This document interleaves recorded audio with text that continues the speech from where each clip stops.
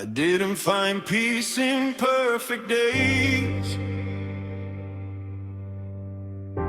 or in the shine the world displays.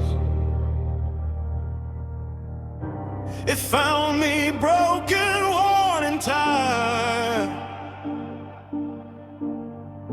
yet softly lit a fading fire.